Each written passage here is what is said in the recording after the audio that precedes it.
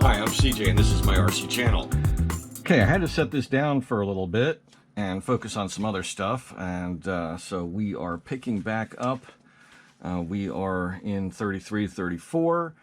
33 is done, our linkages are together, so now it's time to attach them. And so we need a few pieces of hardware. Let me see if I have titanium substitutes for any of this. Negative. I have 14s but not 16s. So we're going to go steel for the time being with this. That's something I probably definitely want to order up, because that's unsprung weight, or at least the outer screws are. So we need a pair of 14s and a pair of 16s. And the easiest way to size those up is just hold them up to the drawing. So that looks like those are our two 16s.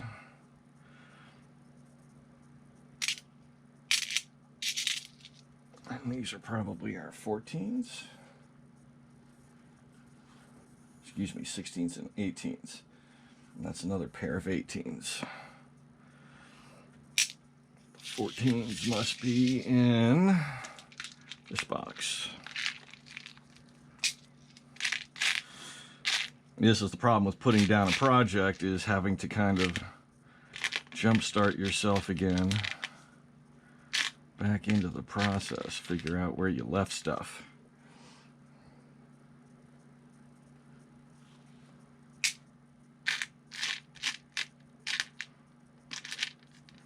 So I got one of them.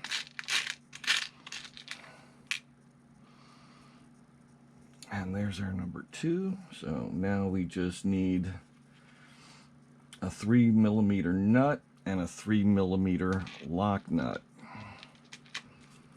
Lock nut, lock nut.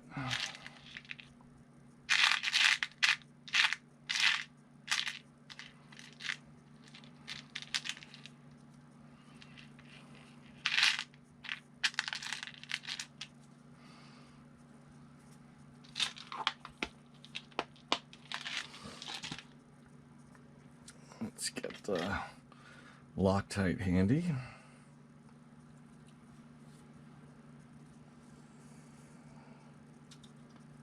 So the regular nut goes under here, and the lock nut goes on top there.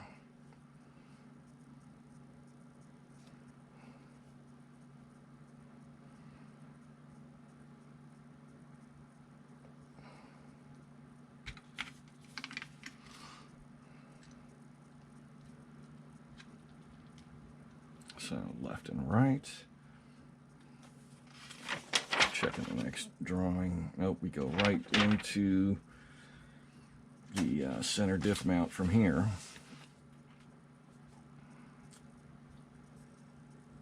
So the 18s go on the inside, and the way this goes on and orients, the curvature points rearward, not forward, as one might expect.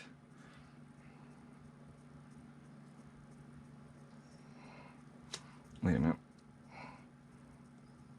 I need it. That's right. This is left.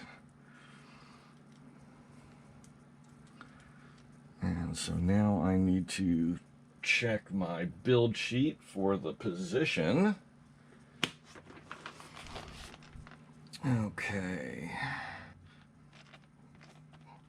So we go for the second from the front going backwards.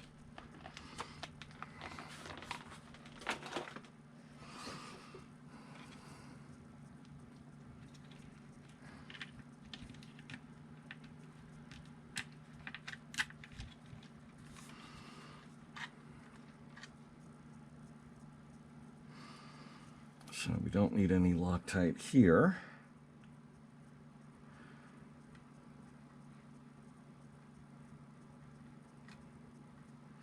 Because we have a lock nut.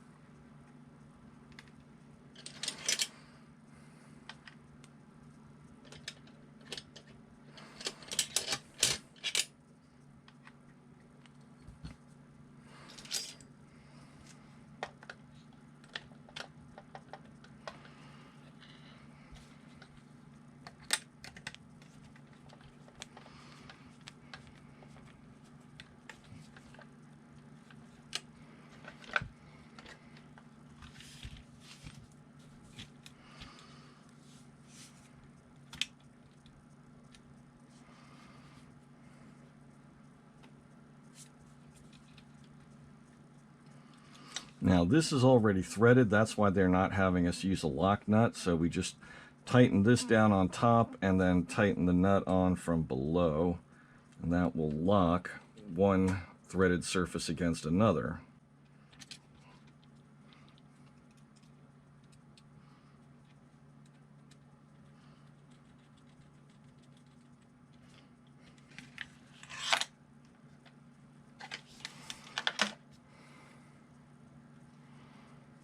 Well, there's not much threads to attach to.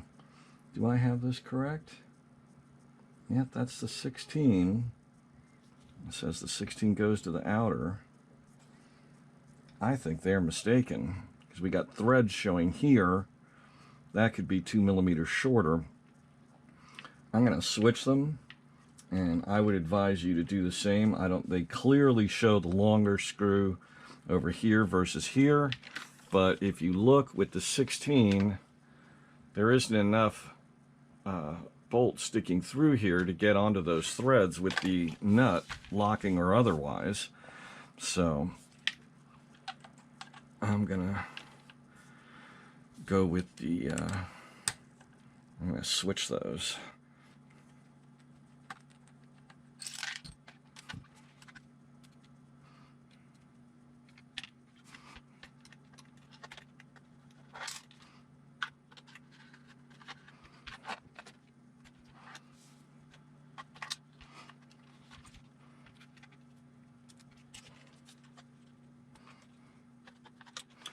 God, wow, there are easier ways to build a linkage.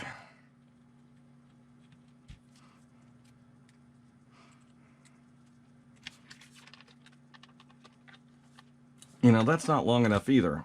I'm glad I've got the extra hardware. I'm gonna go 18s in both places. And skip the 14s, the 16s altogether.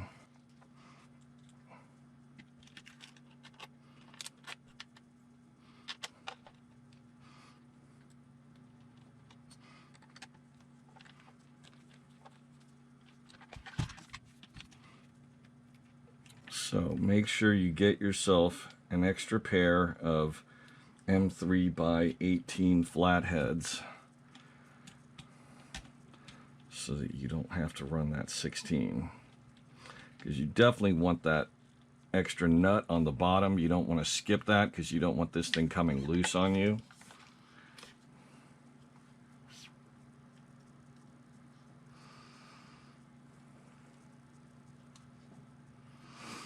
And a little bit of Loctite wouldn't hurt there either.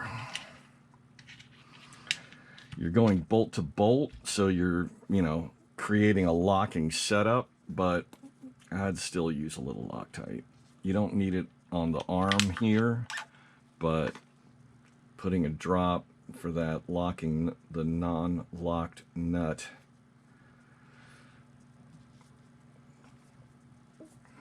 certainly seems worthwhile. Also, the bolt has two sides. It's got a flat side and a slightly chamfered side. Put the flat side facing up so you have the best mating surface.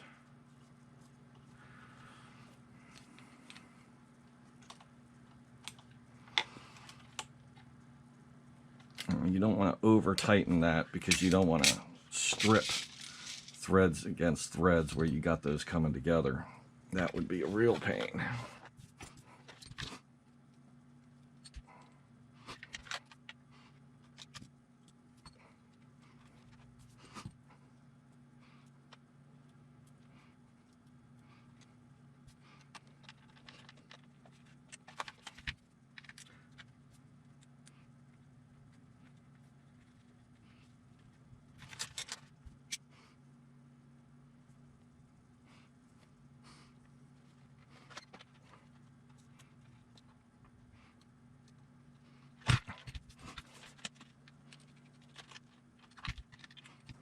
Okay, 34 done.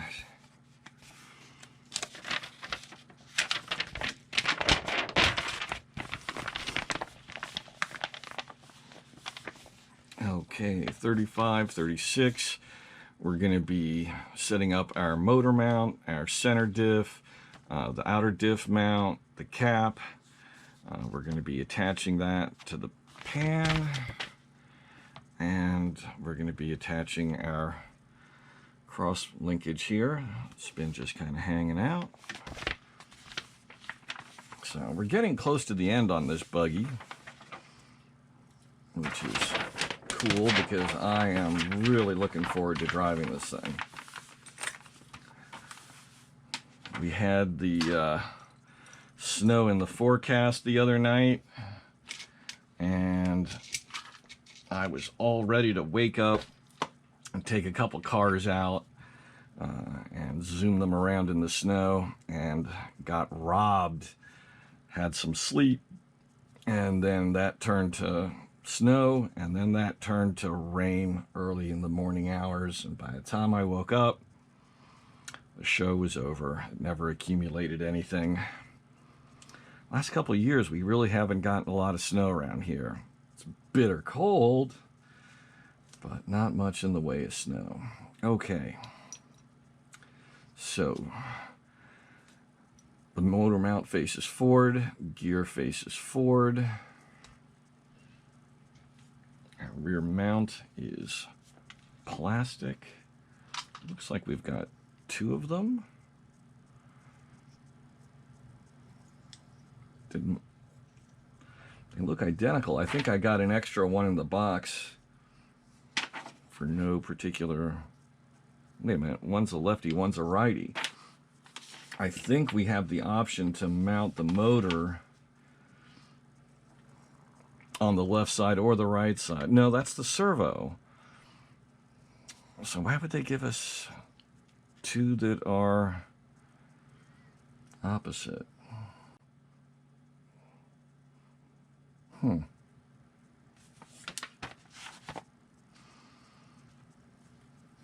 I do not know. I will look into that later. So this is the one I need for right now. You see how this one has the bearing face to go in here. The reese of the bearing sits in here. This one, it would go in the opposite direction. So it would move these 2 holes left or right.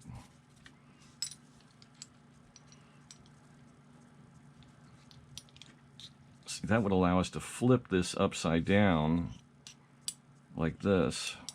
Is the only thing I can see that would be any different, because you can't move the gear because there's only one slot. There's only one cutaway for the motor. Not exactly sure what they got going there. But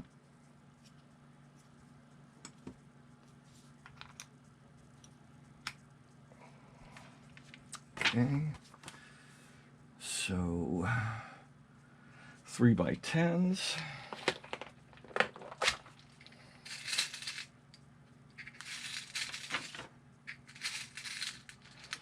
And I got plenty of 3x10s in titanium. Some of you guys may wonder why I, go on and on about the titanium hardware, why I spend money on it, yada, yada, yada.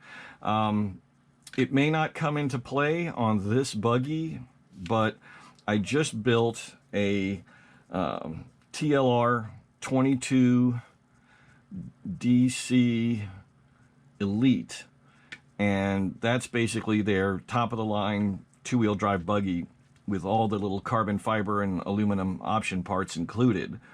It's a great buggy. And I'm running stock class. Now, stock class has a weight limit of, I think it was 2,500 grams. Forgive me if I'm wrong, but it doesn't matter. Let's just say 2,500 grams is the weight limit. By using titanium hardware throughout, even with my thickest battery pack, I am over 100 grams below the minimum weight. So I have to add 100 grams to my car to make it legal to run in the stock class. That gives me the option of adding 100 grams anywhere on the car I want. So I can put a bunch of weight over the rear. I can put some brass plates underneath the battery to add weight. Lowest part on the car, low center of gravity. I've got some bolt-on weights that go right in front of the rear differential. That puts more weight onto the rear tires. It's a two-wheel drive buggy. That helps with traction. I could put the weight up front to weigh down the front, make it, if it's, landing too nose high, I can add some weight to the front to help bring it down, put some more weight over the front tires to help with steering off power into turns. As you can see there, I've got a whole lot of options for tuning the car by strategically placing the weight where I want it. If I had gone with the steel hardware throughout and not used any of the other lightning parts and tricks I've used, I would be at or above the minimum weight. So I can have my car be as light as possible. I can bring it to within a couple grams of that minimum weight for the stock class. And for the people who don't have the titanium hardware and they're running an extra 100 grams or more heavy, they don't have the option to tune by adding weight strategically, and they're carrying more weight than I am to begin with, which gives me an immediate advantage. So, things to think about when you are setting up a car, building a car. It is more money, no doubt, but especially in this case, it certainly paid off.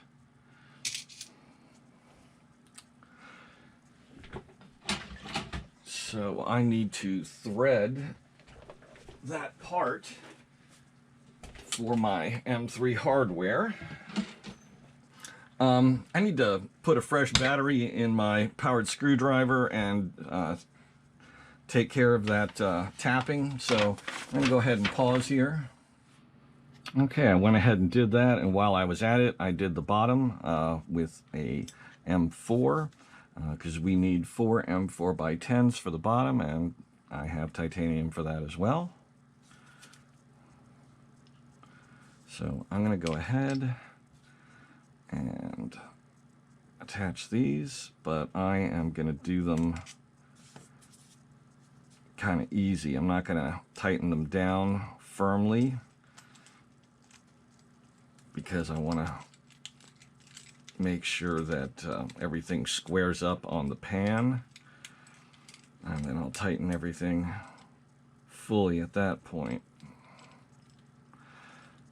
So I'm just leaving a little bit of space, and I'm going to go ahead and switch to the better drivers.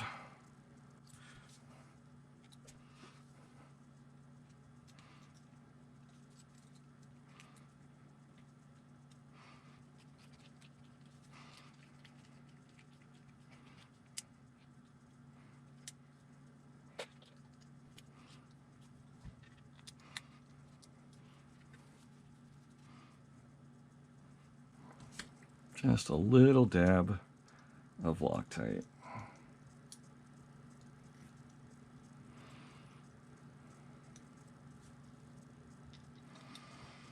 And likewise on this one, I'm not going to lock it down tight just yet. So I'm going to go ahead and put a little bit of black grease on both of these little out drives here.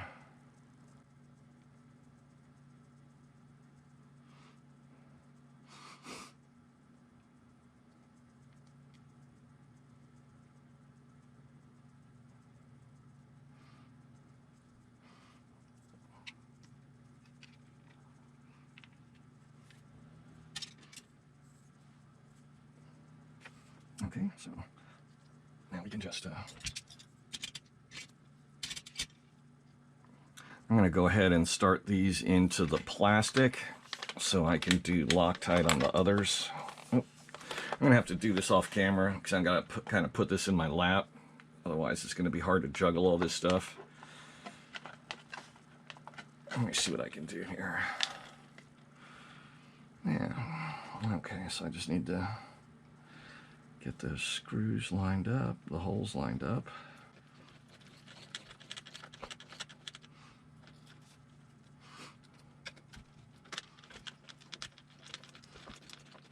Basically, I'm just holding that assembly with my thumb from the other side.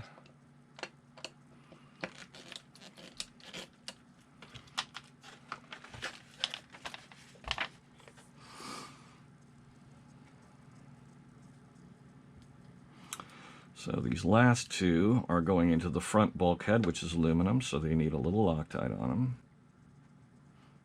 Not that much.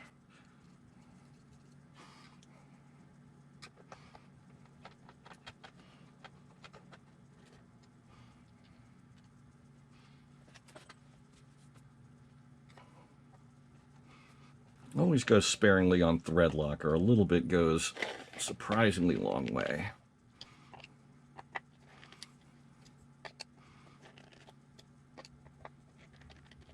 Always make sure that your drives are seated fully into the head of the nut, of the screw, excuse me.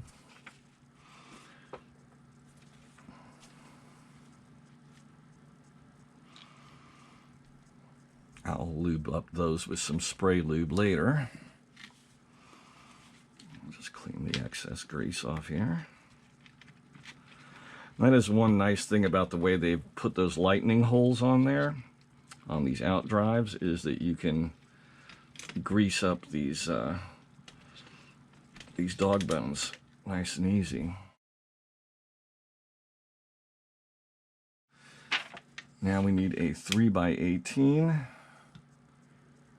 which is a little confusing because this is threaded.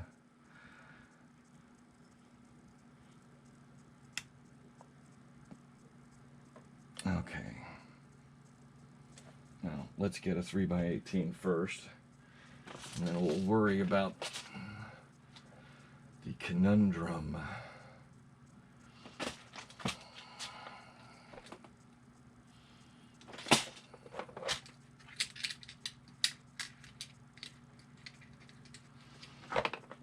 Okay, here's the conundrum.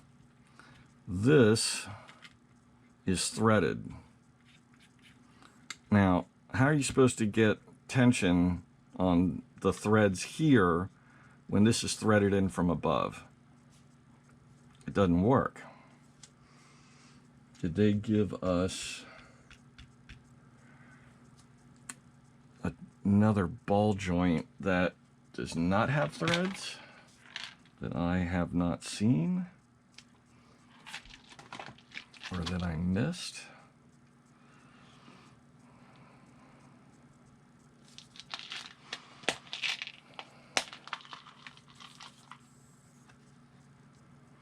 Well, no, that'll work. It will, because this will rotate once this hits bottom.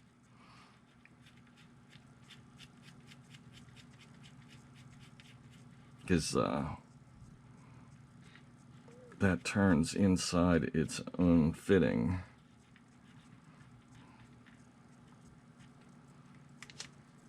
It's not very long. I'm going to use a 3x20.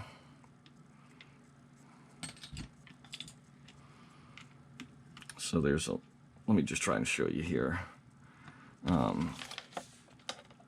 If you look, once that passes through the aluminum, there's only about 3 millimeters of thread going into the aluminum. That's not bad, but it's not great. I'm sure that hole is more than long enough for, yeah, it's twice the length. So I'm going to go ahead and put a 20 in there.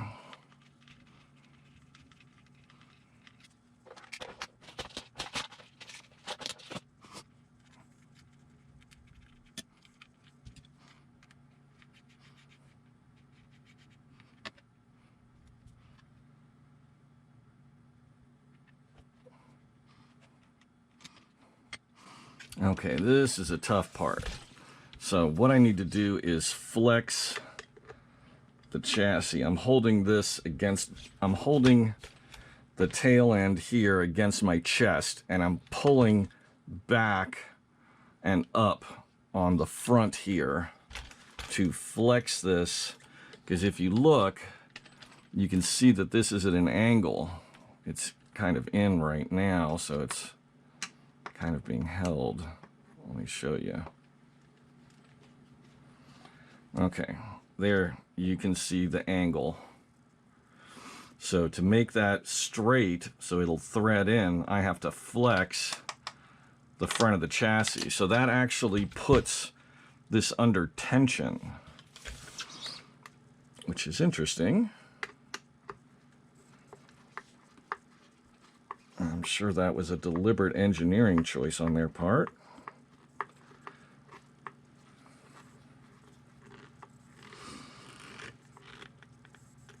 Kind of turns the front of the chassis here, the aluminum pan, into like a spring.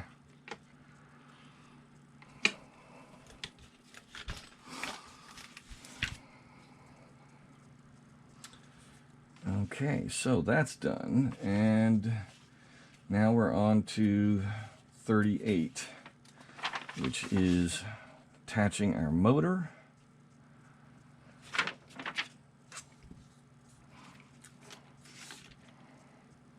So, time to look at some settings here. First thing being gearing. What size pinion gear are they running on this build?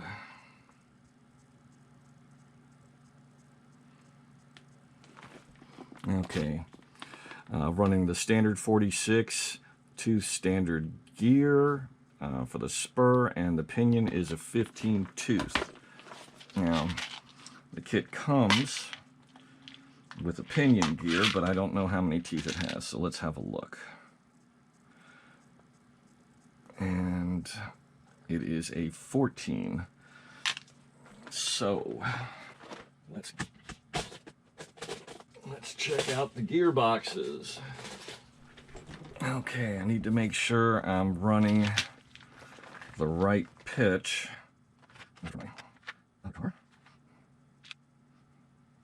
These are not the right pitch. It's got to be one of these. And if I don't have one, I'll just set it up with the 14. For now, at least.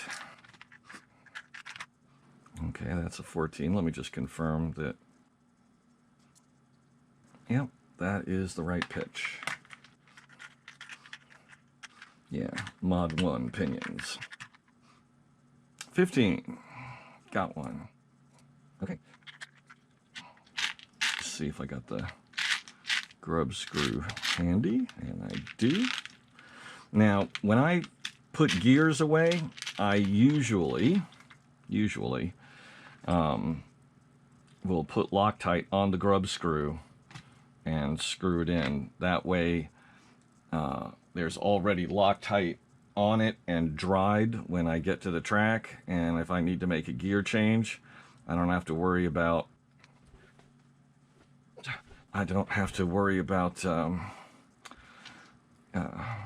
you know, digging out the Loctite and It's already on.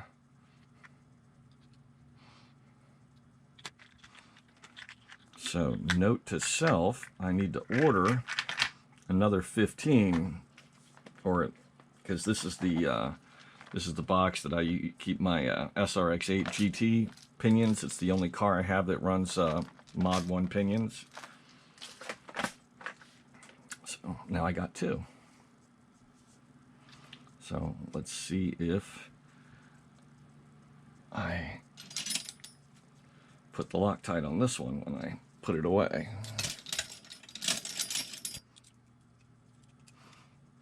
Oh yeah. Yep, see? Locked, dried, thread lock. So, all ready to go. Okay, motor. And as long as I'm at it, I might as well bring out the ESC, because I will be needing that soon. So,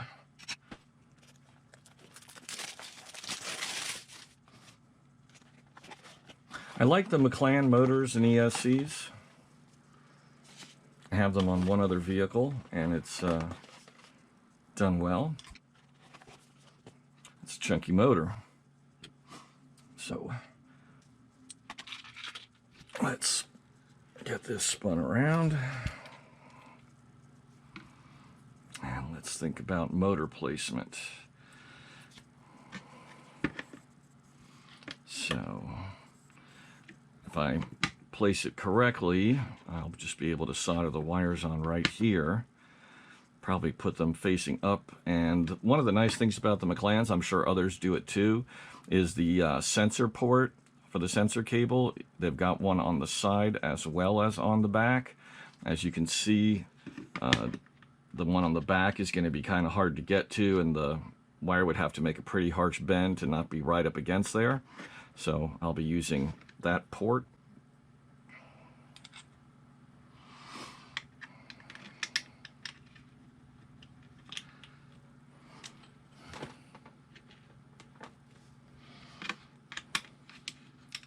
Okay, like that.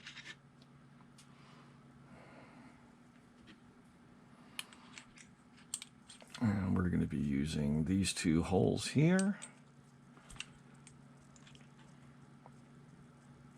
So there's our orientation.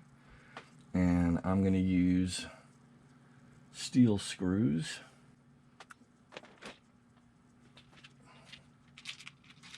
And I need a pair of M4x10s. I'm going to go ahead and use titanium for those. I've got plenty of the M4x10s.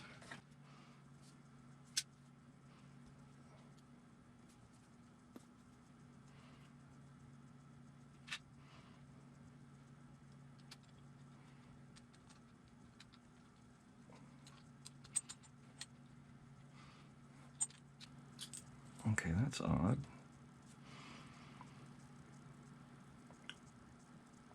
Okay, they've got 2 different sizes going there. So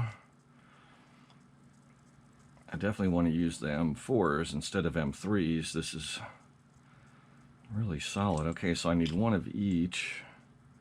I need a flat head here and a regular screw there.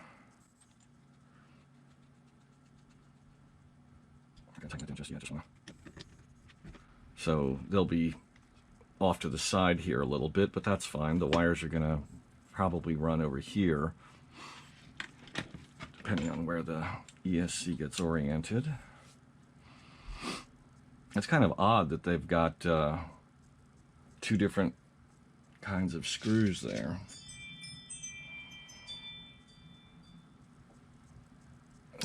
It's the mailman. So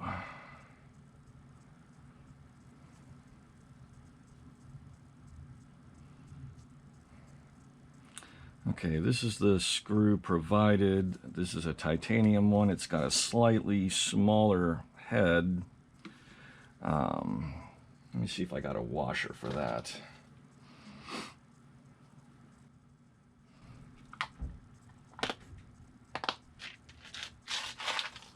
Okay, I'm going to pause and go check what's out front.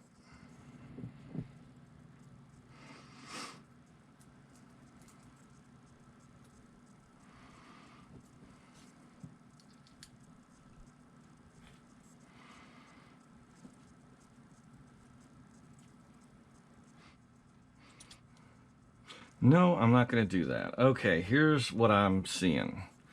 Okay, there's a threaded hole right here, and there's a set screw that goes down here. And if I use this large-headed titanium screw and a couple of washers, I'm going to totally occlude the aperture through which I would stick a hex wrench to be able to tighten that screw. So I am not going to do that. That just won't work. I'm going to use the stock steel screw. Period. Full stop.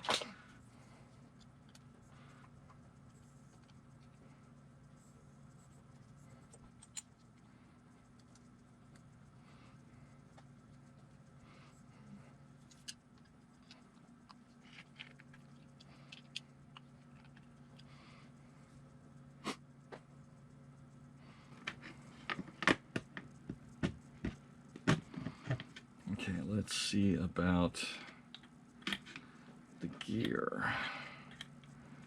So, you see, because of the side, the way this is oriented, you can put, instead of having the pinion gear like this, which will work, but you're kind of close to the end there. Slide it in like this, and all you have to do is point the flat section in that direction, and you can reach right in here with the wrench, tighten it up.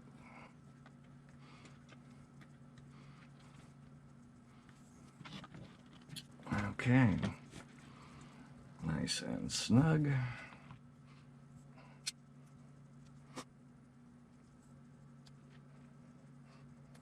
And we still haven't addressed this little guy here. It might be, oh, no, there's no holes down there, because I was thinking this could fit under like that, but there aren't any centerline holes there for it. And it can't fit in here because it's facing the wrong direction, and then again there's no holes. So why did they give us this piece? I'm going to go through the directions later and figure that out. Might have been something that came in a pack that was more for the nitro powered kit versus this. So that was 35, 36, 37, and 38.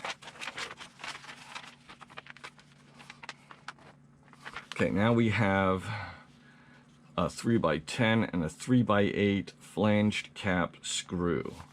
Those should be pretty obvious.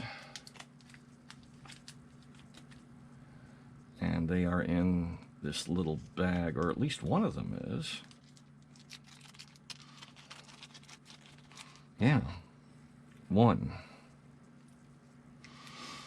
So I guess I need to search the hardware for the remaining one. I know I haven't used one anywhere.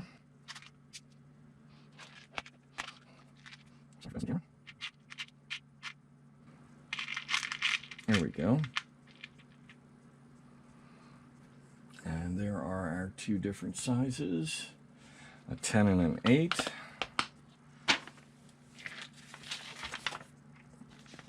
And our 10 goes in from above, and our 8 goes into the one below that I didn't want to block off. So, not done with the Loctite yet. And those are a 2.5 head.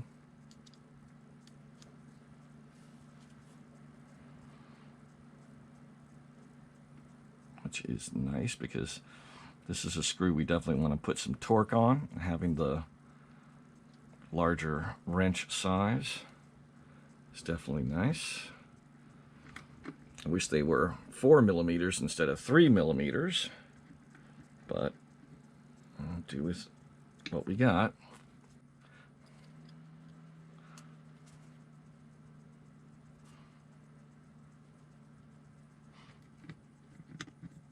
Now, that should be really obvious there why I couldn't use that, the bolt that I wanted to use, the titanium round head.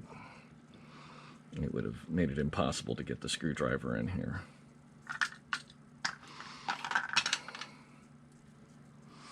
So I don't want to tighten these down just yet. I want to set my lash.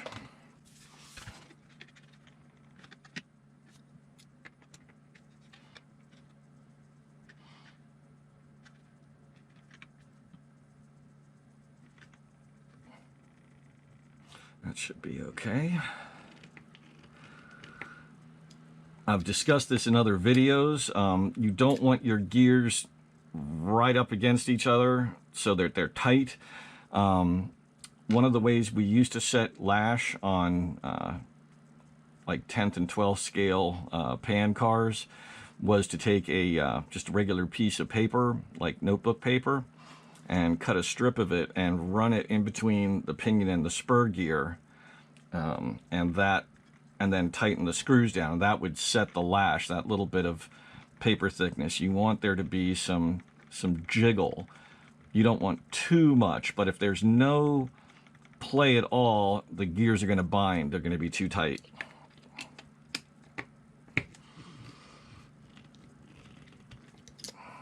This is a nice motor mount system, actually, because you have these two screws. It's very nicely anchored. You don't have to tighten down on it too hard. You want to be firm, but you don't have to, you know, risk stripping or something like that. They actually describe exactly what I just said. Make a gap for one sheet of paper and tighten. Once you get used to it, you can kind of do it by hand, just knowing, you know, how much jiggle there should be. But if you've never done this before, definitely take a thin sheet of paper like they describe and just run it through there and then tighten your screws down. And then, of course, pull the piece of paper back out again. So we have our gear on, we have our lash set, and now it is time to move on to shock absorbers. Let me just flip through here a little. Just kind of a look ahead. Okay, you know what? Since I'm rolling along here, I'm going to go ahead and start doing the servo and the speed control mounting, because the shock is not dependent on that, and the receiver box. So let's go ahead and take care of that while I am doing this, and then I will move on to shock absorbers. I've done lots of shock videos, so what I'm going to do for you guys is I'll build out one shock so you see the process, and that way you don't have to go looking for another video of mine to get that process. And once I've built one shock, I'll just do the other 3 off camera because they're all going to be the same. There's our battery trays.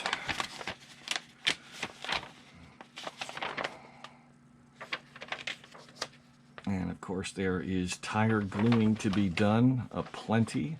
I have a lot of tires to glue. Body's already painted.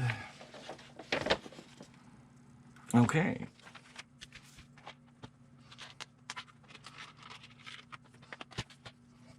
So this is our ESC mounting plate. And that's going to go right over here. Like that. Now we need three 3x8 flatheads. I've got titanium for that, but let me see if I've got some aluminum, because this is one of those jobs that's really lightweight, and I don't have any. Wait a minute, I do have some aluminum flatheads, but they're 10s.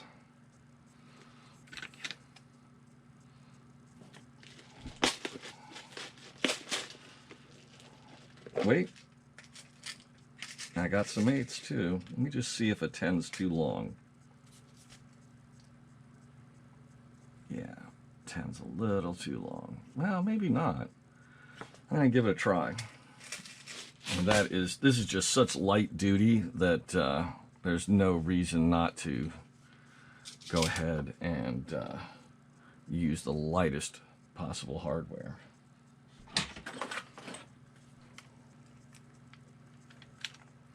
So I'm going to quickly tap these holes.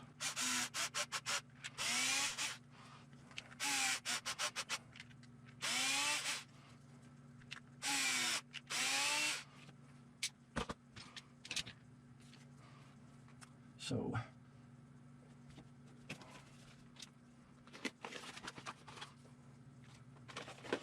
always save your instructions.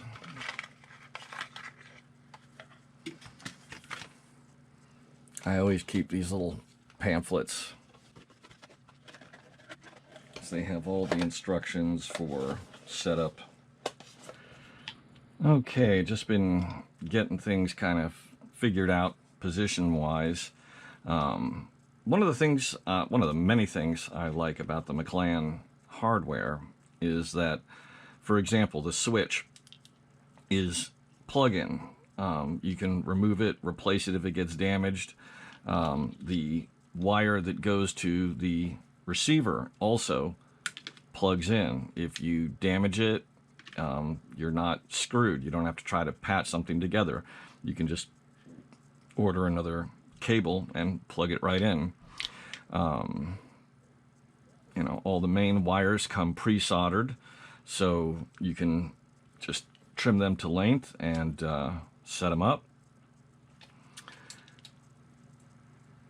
So I'm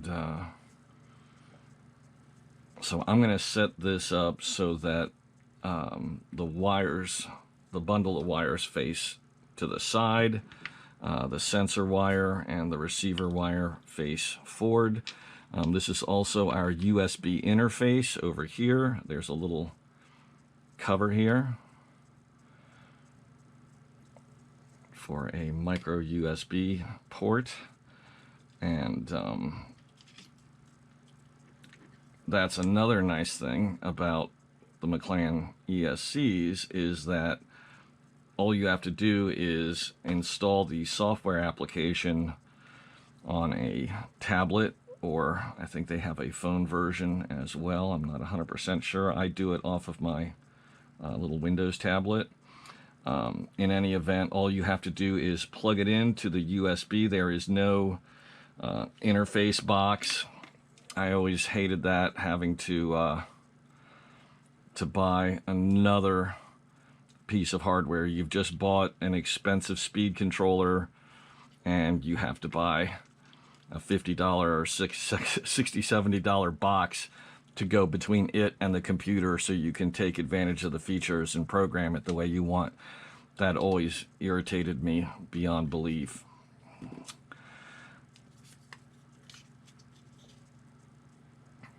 So they have a little clip on the bottom here so we can run our receiver wire underneath, but I don't think I really need to make use of the clip because I'm going to be running mine straight over, and this is such a thin wire, it's going to come right out of that clip anyway, but it is there, so whatever. Anyway, two-sided tape. There's the foam stuff, there's 3M, and then there's Gorilla, and then there's Gorilla Heavy Duty. This has a holding weight of 30 pounds per square inch or whatever they measure it by, but it is like double the holding strength of their standard tape, which is the equivalent of 3M. So for items like this is a very heavy speed controller, and not surprising since it is a 8th scale car. So another thing to do is this plastic can be a little slick. I like to take some sandpaper and scuff it up, and then I clean it with motor fluid or denatured alcohol, 6 of one, half dozen of the other. The alcohol gets rid of any residue that's like molding compound or whatever, and the sandpaper kind of roughs up the surface, gives you a slightly better sticking surface. Just my experience, it works a little better. As far as the bottom of these speed controllers, I just clean them with some motor fluid, or excuse me, motor spray. Just spray a little bit on a towel and wipe it off just to get rid of any residue, so you get a good sticking surface. Because it doesn't matter what the tape can hold if it can't attach.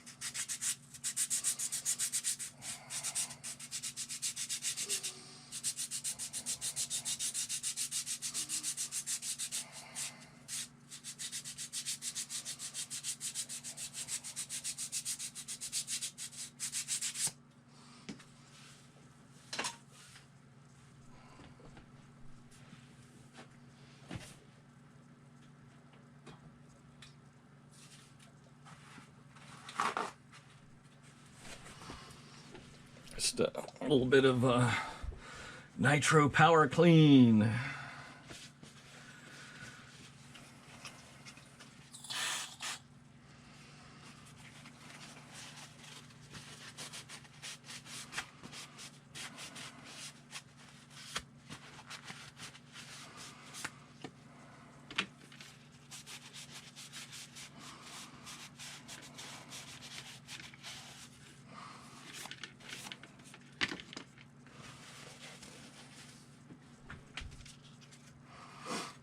Okay, so this is a little bigger than the footprint of the pad here, so I'm gonna sheet this with tape and then attach that instead of taping this and then sticking it on here, because then I'd have some exposed tape, and exposed tape is just a magnet for dirt and grime and stuff that you don't need on your car.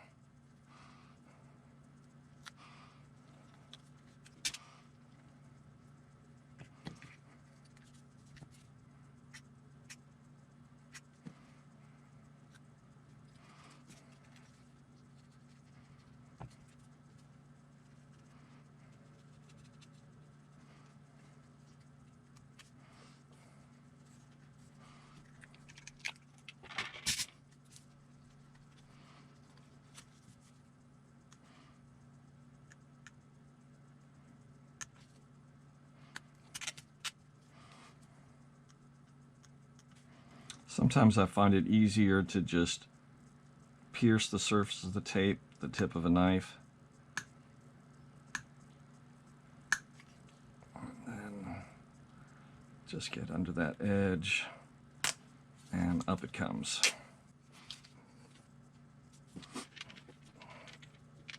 So let's see. I don't want to go past the edge of this, because otherwise I'm going to be up against the plastic here. So the overhang will be at this end here, and the wires need to face that way.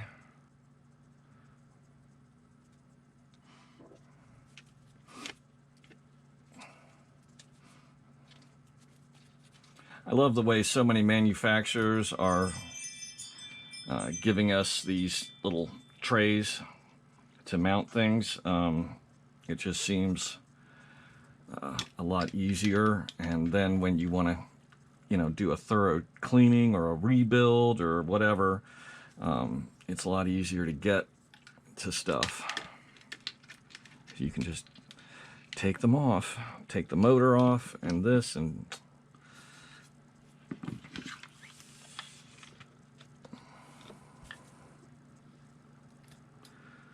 it's a busy day at my front door today. Now this will probably be easier if I just flip this upside down.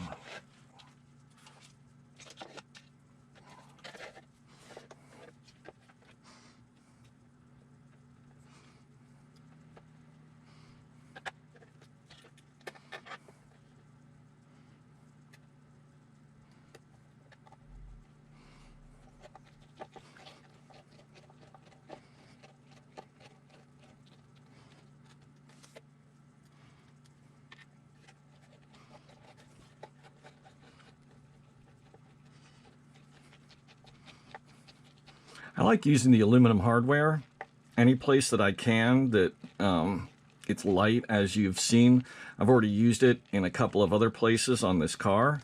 For example, the mud flaps. There's just no reason to waste, you know, the weight of steel on a little piece of plastic that just stands there to block mud being thrown up at it.